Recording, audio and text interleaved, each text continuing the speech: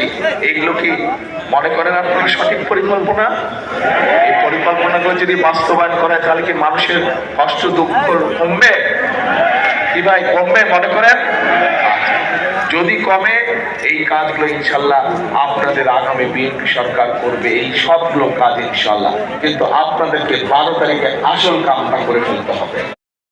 নির্বাচন এই যে নিজের ইচ্ছা মতন নিজের চিন্তা মতন যে ভোট দিবেন, এই অধিকারটা আদায় করার জন্য এই পরিবারের সদস্য যারা গুমের শিকার বা খুনের শিকার হয়েছে বা জুলাই যোদ্ধা হয়েছে, তারা সেই ত্যাগটা স্বীকার করেছিল।